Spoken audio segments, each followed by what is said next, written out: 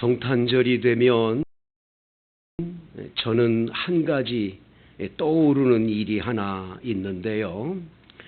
우크라이나에서 선교를 하고 있을 때에 저희 교회에 갈리나라고 하는 할머니 한 분이 예배당을 나오셨습니다. 그 할머니는 연세가 75세였었는데 예배 시간마다 찬송을 부르고 또 예수님 이야기를 전하면 항상 손수건으로 눈물을 닦고 예배를 드리곤 했습니다. 어느 날 그 갈리나 할머니 댁에 제가 신방을 갔었는데 신방 간 그날 할머니는 저한테 아주 작은 신약 성경을 러시아어로 있는 성경을 저한테 내놓으면서 목사님, 우리 엄마 아빠가 보던 성경입니다. 그리고 그걸 내놓고는 막 흐느껴 울기 시작을 하셨습니다. 한참 울다가 할머니는 이런 얘기를 합니다. 목사님, 우리 엄마 아빠는 침례교 교인이었습니다. 주일날마다 예배당 가서 늘 예배드렸고 가정에서는 가정 예배를 늘 드려왔었습니다. 그러던 어느 날 성탄절을 맞이한 그 주간에 이제 우리는 기쁨으로 성탄절 예배를 드리겠다 하고 우리 다 같이 기대감을 갖고 있는 밤인데 갑자기 총을 든 경찰들이 집으로 찾아왔다는 거예요. 그리고는 아버지를 무참하게 때리더니 끌고 간 거예요. 그 아버지가 끌려간 이후에 경찰서에도 없었고 어느 곳에서 찾을 수가 없는 거예요. 그 아버지는 어떻게 됐는지 모르는 거죠. 스탈린 정권 하에서 기독교인들을 그렇게 탄압해서 죽일 때 아버님은 끌려가서 돌아가셨다는 거예요. 성탄절만 돌아오면 아버지 생각에 나는 늘 운다라는 거예요. 그 아버지와 함께 마지막 저녁에 가정 예배가 지금도 생각이 난다라는 거예요. 목사님, 우리 아버지 예수 잘 믿다가 공산당에 끌려 죽었지만 하늘나라 가셨겠지요. 나 하늘나라 가면 아버지 뵐 수 있겠지요. 그리고 우는 겁니다. 굉장히 제가 그날 은혜를 받았어요. 갈리나 할머니는 엄마 아버지가 쓰던 그 성경책을 저한테 주면서 목사님, 성탄 선물입니다. 목사님, 우리 엄마 아빠가 보던 이 성경책 가지고 많은 사람의 영혼을 구원해 주세요. 아주 오래된 성경, 그 낡은 성경을 제가 선물로 받은 기억이 있습니다. 성도 여러분, 오늘은 성탄절입니다. 여러분 옆 사람한테 우리 메리 크리스마스 한번 인사하는 시간 갖기 원합니다. 함께 인사하지요. 메리 크리스마스. 성도 여러분, 메리 크리스마스가 무슨 뜻일까요? 메리라고 하는 건 기쁘다 그런 뜻이잖아요. 크리스마스는 뭡니까? 크리스하고 마스하고 사실은 떨어져 있는 거거든요. 크리스라는 것은 그리스도라고 해요. 그리스도. 우리를 위해서 오신 메시아, 그리스도란 말이죠. 마스라는 말은 미사, 예배를 말하는 거예요. 예배. 기쁘다. 예수님이 이 땅에 오신 이 날이 너무 기쁘니까 예배합시다. 이게 바로 메리 크리스마스예요. 그런데 많은 분들이 메리 크리스마스 하는데 진정으로 그 메리 크리스마스대로 정말 기쁘게 하나님께 예배드리는 날로 성탄절을 보내냐 이거죠.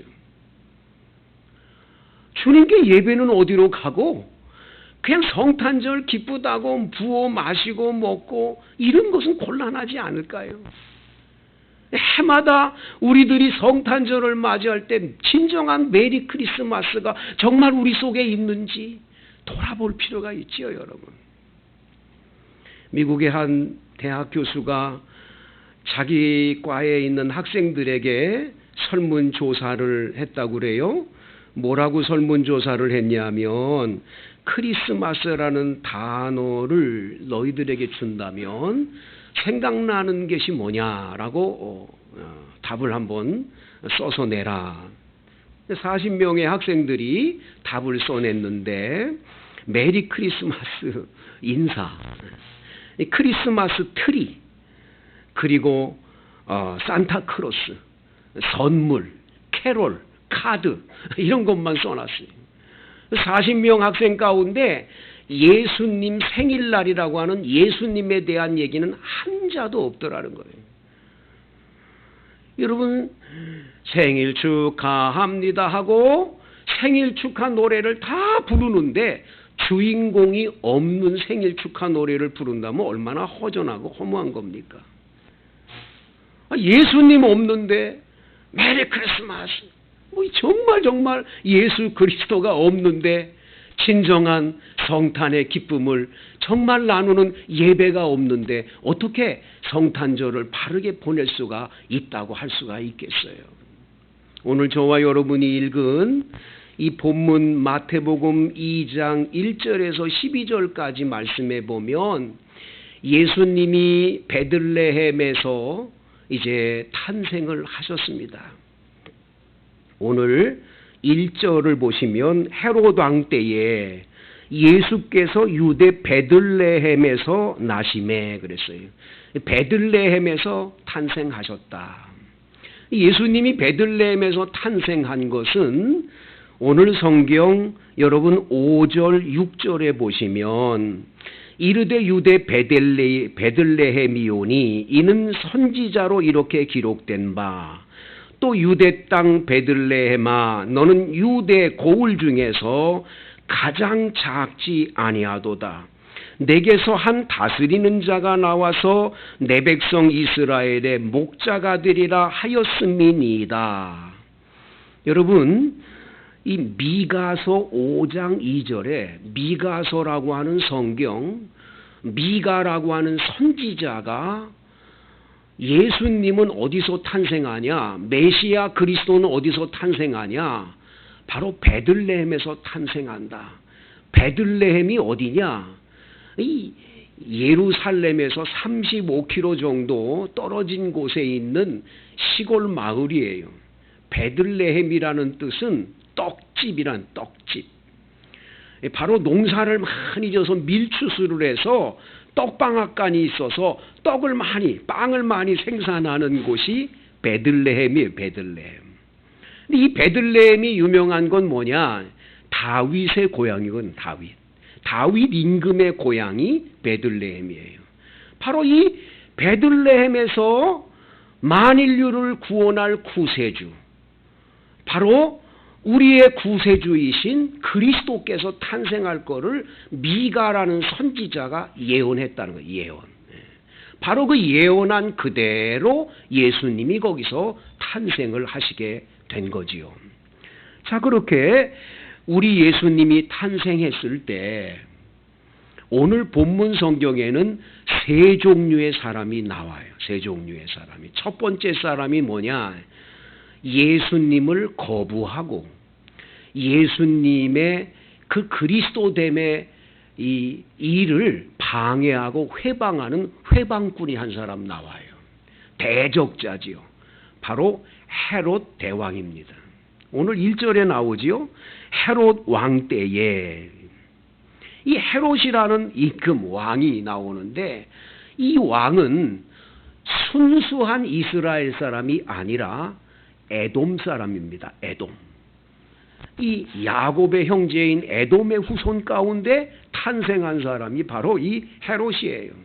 근데 이 헤롯이 얼마나 머리가 똑똑하고 간교한 자냐면 이 사람이 로마 나라가 이스라엘을 딱 지배하고 나니까 이 로마의 황제에게 찾아가서 가진 아양을 다 떨고 자기가 있는 재산을 막 임금한테 막 선물로 드려가지고 이스라엘이라는 나라의 한 지역을 분봉왕이라고 그래요. 이 한 지역을 이렇게 다스리는 임금으로 이 사람을 그곳으로 이렇게 파송을 하게 돼요. 이 사람이 이스라엘 나라의 임금으로 딱 등극을 하니 이스라엘 사람들은 얼마나 기가 막히겠어요. 아니 저 녀석이 우리 이스라엘 사람도 아닌데 왕 노릇을 한다. 그러면 로마에서 보낸 총독이 있는데 또 자기가 왕이라고 그런다. 그러니까 이스라엘 사람들이 자꾸만 이 왕에 대해서 나쁘다, 비리만 있으면 자꾸 얘기를 하고 계속 힘들게 하니까 헤롯 임금이 강압적으로 이스라엘을 괴롭히고 어려움을 줬거든요. 그러던 아주 이스라엘 사람들로부터 불평이 굉장히 많은 때에 예수님이 탄생을 한 거예요. 자기 자리가 얼마나 위태로워요. 오늘 성경 말씀해 보세요. 2절에 유대인의 왕으로 나시니가 어디 계시냐. 우리가 동방에서 그의 별을 보고 그에게 경배하러 왔노라. 동방 박사들이 와서 유대인의 왕이 태어났다는 거예요. 그 별이 떠올랐다는 거예요. 별을 보고 왔다는 거예요. 왕이 태어났다는 거예요. 그러니 헤롯 임금은 얼마나 기가 막힙니까? 그래가지고 이 사람은 자기가 임금 자리에 지금 위태위태한데 임금이 태어났다. 그것도 유대인의 왕으로 태어났다는 거예요. 그러니까 헤롯은 용서가 안 되고 용납할 수가 없죠. 그래서 헤롯 임금이 사람들을 불러다가 야 어디서 이스라엘 나라의 임금이 태어난다고 그랬냐. 그래가지고 대제사장과 서기관들을 불렀어요. 서기관이라는 사람들은 밥 먹고 일평생 하는 일이 뭐냐면 성경을 옮겨 적는 일을 하는 거예요. 서기관이라는 건 성경을 옮겨 적는 일. 왜냐하면 옛날에는 성경이 지금처럼 인쇄술이 발달되거나 종이가 좋은 재질이 없잖아요. 양가죽에다가 그걸 다 일일이 썼는데 양가죽에다가 쓰다 보면 오랫동안 이걸 펼쳐서 읽다 보면 또 양가죽이 부스러지잖아요. 그리고 또 갈대를 잘 점여가지고 파피루스라고 하는 종이를 만들었는데 이것도 부스러지니까 이게 낡아지면 안 되니까 계속 옮겨 적어서 사본을 계속 만들어 놔야 되는 거죠. 이 밥 먹고 매일 하는 일이 성경 옮겨 적는 일을 한 사람이 서기관들이에요. 그러니까 성경의 박사죠. 성경, 구약 성경, 창세기부터 말라기를 계속 써는 사람이니까 예수님이 어디서 탄생한다는 건 다 암송하고 있는 거죠. 이 사람들은 미가에 의하면 베들레헴에서 탄생했답니다. 자, 그 말을 들으면 헤롯 임금이 그러냐? 그러면 우리 다 같이 베들레헴에 가서 예수님께 경배하고 예배드리자. 그리고 가야 되잖아요. 가지를 않고 오늘 성경 말씀 7절 이에 헤롯이 가만히 박사들을 불러 별이 나타난 때를 자세히 묻고는 베들레헴에 보내면서 말합니다. 가서 아기에 대해서 자세히 알아보고 찾거든 내게 고하여 나도 가서 그에게 경배하라. 여기 경배하려고 그러는 게 아닌 게 여러분 오늘 성경 말씀 우리가 같이 보시질 않았지만 여러분 같이 한번 성경을 보시겠는데 몇 절을 보시냐 하면 16절을 보겠습니다. 16절 시작. 이에 헤롯이 박사들에게 속은 줄 알고 심히 노하여 사람을 보내어 베들레헴과 그 모든 지경 안에 있는 산의 아이를 박사들에게 자세히 알아본 그때를 기준하여 2살부터 그 아래로 다 죽이니. 이게 헤롯 임금이 한 일이에요. 예수님을 죽이기 위해서. 왜? 내 왕자리를 네가 넘봐? 감히 내가 왕인데 누가 또 왕이 태어났단 말이야. 그래서 2살 아래 아들 다 죽였다는 거예요. 헤롯 임금은 예수님 메시아가 탄생했는데 그분에게 가서 경배하고 예배드리는 건 어디로 가고 예수님의 대적자가 되고 예수님을 예수님의 그리스도의 일을 회방하려고 악한 짓을 행한 걸 보는 거죠.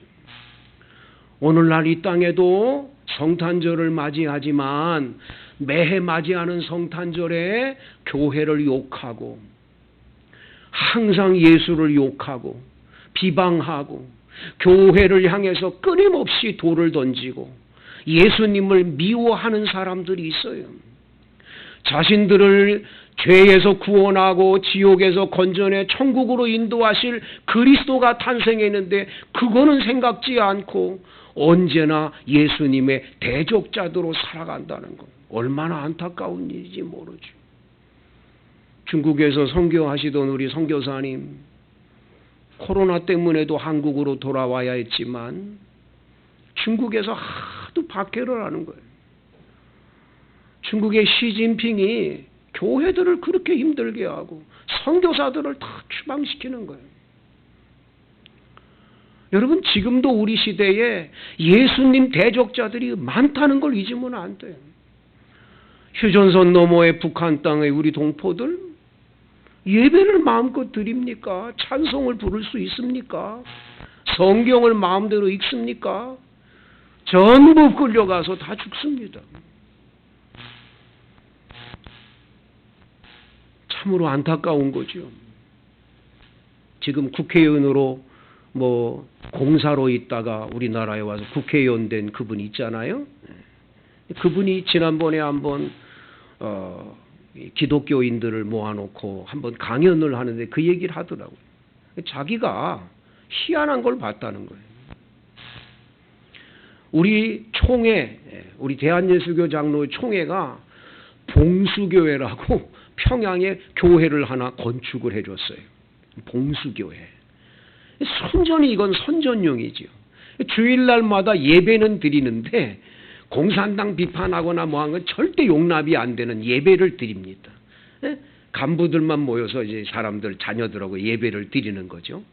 근데 예배를 드리는데 이상한 거는 그 예배 시간마다 예배당 저 바깥 뜰에서 예배당 쪽으로 향해서 계속 걸어오면서 왔다 갔다 하는 동네 사람들이 그렇게 많이 생겨나더라는 거예요. 그 희한하잖아요. 주일날마다 동네 사람들이 저렇게 저 봉수대 교회 옆쪽으로 저렇게 많이들 오냐? 그분들은 마음에 예수님이 계신 거예요. 그 안에 들어가 하나님께 마음껏 예배 드리고 싶은데 예배 드릴 수 없는 환경인 거죠. 드러날까 봐. 예배당 배우를 계속 배회하는 거예요. 그분 얘기를 하는 거예요. 이제 내가 한국 땅에 와서 보니까 왜 대한민국이 복을 받았나 보니까 교회 때문에 복을 받았는데 이제 알았다. 그때 사람들이 왜 예배당 주변에 그렇게 많이 서성거렸는지 이제 알았다. 바로 그 사람들 속에 예수 믿는 믿음이 있었다는 걸 이제 알았다고 얘기를 하는 거예요. 성도 여러분, 여러분이 지금 마음껏 예배 드릴 수 있는 이 환경과 축복에 감사하십니까? 우리는 예배당에 돌을 던지고 욕하는 불쌍한 사람들을 봐요.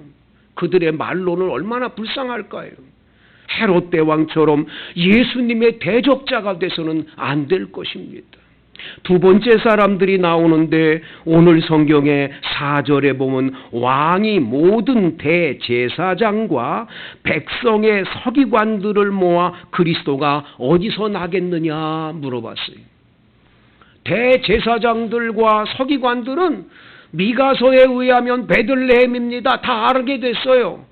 동방에서 박사들이 별을 보고 와가지고 유대인의 왕이 태어났대요. 메시아가 태어났대요. 그러면 성경을 알고 어디서 태어난 걸 알고 태어난 별이 보여줘서 동방 박사들이 여기까지 왔다면 당연히 그들은 우리가 먼저 가서 우리 그리스도이신 예수님께 경배해야 되겠다 가야 되잖아요. 대제사장과 서기관들이 같다는 말이 없어요. 무관심이죠, 무관심. 여러분, 이 세상에서 가장 무서운 게 무관심입니다. 무관심처럼 무서운 게 없어요. 그래서 사랑의 반대말은 미움이 아니래요. 미워하는 것도요, 그 사람에 대한 애정이 있어서 미워한대요. 정말 무서운 건 무관심이라는 거예요, 무관심. 무관심이요. 예수님 탄생했다는 소식이 들리고 동방에서부터까지 왔는데도 그 소식을 듣고도 알면서, 어디서 탄생하는지 알면서, 그러면서도 예배를 제대로 안 드리는 거예요. 여러분, 우리가 성탄절에 가장 두려워해야 될 건 우리 자신입니다. 여러분이 성경도 알고 하나님도 알고, 근데 매주마다 예배 드리는 예배를 하나님께 정성을 들여 바치고 예배 드립니까? 예배의 성공입니까, 여러분? 예배라고 하는 워십이라고 하는 영어 단어는 그 워십이라는 단어 속에 가치가 있다는 뜻이에요. 최고의 가치라는 거예요. 이 세상의 최고의 가치는 예배예요. 그래서 예배가 실패하면 다 실패하는 거예요. 예배에 성공하면 성공하는 거예요. 근데 예배를 우습게 여기고 예배 무관심한, 그건 뭐 매일 드려지는 거 뭐, 그 함부로 드리면 어때?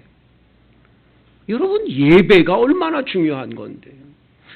하나님은 약속하십니다. 너희가 내 이름이 있는 그곳에서 단을 쌓고 내게 예배를 드리면 내가 그 자리에 임재해서 그 예배를 받고 너희에게 복을 주리라 약속하셨어요. 요한복음 4장에는 하나님은 영이시니 예배하는 자가 신령과 진정으로 예배할지니라. 하나님은 이같이 예배드리는 자를 찾고 계신다는 거예요. 찾고 계신다. 누가 신령과 진정으로 예배드리고 있나? 그리고 그 예배를 주님은 기뻐 받으시는 줄로 믿습니다. 무관심하는 거예요. 무관심. 근데 문제는 여러분, 오늘 성경에서 아주 중요한 건 뭐냐? 동방에서 온 박사들이에요. 이 사람들은 유대인이 아니에요. 성경 몰라. 이방인이요. 근데 그 이방인이, 이 사람들이 별을 관측하다가 이상한 별이, 그래서 그 별을 관측하다가 저 유대 나라에 메시아 그리스도가 탄생한다, 그것을 알게 돼서 그분을 경배하려고 별을 따라서 거기까지 온 거예요. 여러분, 이스라엘이라는 나라 안에 예수님이 탄생했는데 이스라엘 사람들은 정작 예수를 안 믿어요. 예수 믿는 사람을 우습게 여겨요. 자기들은 그리스도가 아니래. 예수님이 메시아가 아니래. 참 안타깝지요. 그런데 이방인인 저와 여러분은 예수를 믿고 구원을 받았어요. 신비한 일이죠. 동방 박사들이 똑같아요. 이방인인데 그들이 예수를 믿고 예수님께 경배하고 찬양을 드렸다. 그래서 예수님의 탄생은 이스라엘을 구원하기 위해 오신 분이 아니라 만인류를 구원하러 오셨기 때문에 동방 박사들로 하여금 예배 받으려고 그들에게 별로 보여주셔서 그들을 통해서 주님 영광 받으신 줄로 믿습니다. 그래서 여러분, 이방인인 우리들이 더 예수 믿고 큰 복을 받게 됐으니 얼마나 감사하냐라는 거예요. 다음 두 번째, 여러분, 오늘 성경에서 보여주는 동방박사들의 모습은, 여러분, 별을 따라가는데 가다가 보니까 별이 어떻게 해요? 인도에 가다가 이스라엘 백성들은 어디서 그분이 태어난지를 모르고 있는데, 한번 여러분 9절을 보시겠습니다. 9절 시작. 박사들이 왕의 말을 듣고 갈새 동방에서 보던 그 별이 문득 앞서 인도하여 가다가 악이 있는 곳 위에 머물러 서 있는지라. 여러분, 예배 드리러, 주님을 예배 드리러 경배하러 가는 박사들 앞에 별은 그대로 있지 않고 그들을 인도해 가는 걸 보게 돼요. 여러분, 하나님께 정말 평생 예배드리는 예배자로 살면요, 주님은 언제나 여러분의 인생의 앞에서 여러분들을 언제나 인도해 주시는 줄로 믿습니다. 그래서 예배자가 되도록 언제나 여러분의 삶을 한 걸음 한 걸음 인도해 주시는 걸 경험하게 돼요. 영국에 유명한 에릭 리델이라고 하는 마라톤 선수가 있었잖아요. 달리기 선수였는데, 에릭 리델이라는 이 선수는 100m 경기에 나가서 1등을 계속합니다. 올림픽 경기에 나갔어요. 영국의 이 왕이 이 에릭 리델에게 나라를 위해서 자네가 꼭 이번에 100m 달리기에서 금메달을 따주게. 그 말을 듣고 알겠다고 그러고 갔는데, 여러분 올림픽 경기에 갔다가 준결승까지 계속 1등이었어요. 누구도 이 친구를 당해낼 그런 선수가 없었어요. 결승전을 하는데 하필이면 결승전이 주일날 아침 11시요. 주일날 아침 11시에 경기예요. 에릭 리델은 올림픽 경기에 나가서 금메달을 딸 엄청난 기회인데, 나는 거룩한 주일날 예배를 드리러 예배당에 나가지 나는 세상에 가치 없는 금메달 안 따겠습니다. 나 100m 결승 안 나갑니다. 영국의 신문들마다 에릭 리델에 대해서 막 욕을 합니다. 니만 예수 잘 믿냐? 니만 뭐 예수 잘 믿는 신앙인이냐? 그래, 주일날 한번 빠진다고 하나님이 너 벌 주냐? 지옥 가게 하냐? 별의별 소리를 다 하면서 막 난리를 치릅니다. 나중에는 영국에 있는 왕이 자신의 왕자를 보내서 특별하게 만나서 설득을 합니다.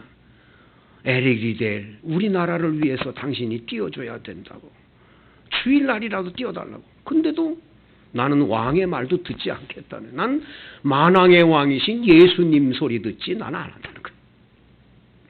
결국은 100m 경기에 출전을 하질 못해서 다른 사람이 100m의 결승에서 금메달을 따고 에릭 리델은 그냥 떨어진 겁니다. 그로부터 며칠 후에 400m 경기가 있었습니다. 100m 선수가 400m 경기에 가서 우승하기는 어렵습니다. 400m는 굉장히 이 호흡이나 모든 것을 요구하기 때문에 400m 경기, 100m 경기를 뛰는 선수가 400m 가서 우승하기는 어렵습니다. 그런데 에릭 리델은 뛰는 겁니다. 결승까지 올라갔습니다. 누구도 기대를 안 했습니다. 저 선수는 100m 경기 주일날 때문에 예배 드리는 것 때문에 저 사람 안 한 사람이라고 다 손가락질하고 누구도 기대를 안 했습니다. 에릭 리델은 주일이 아닌 평일날 400m 경기에 나가서 기도를 합니다. 하나님, 저에게 힘을 주십시오. 하나님이 살아계심을 보여주십시오. 예배하는 자가 하나님의 인도하심을 받음을 보게 해 주옵소서. 하나님이 인생을 책임져 주심을 보게 해 주옵소서.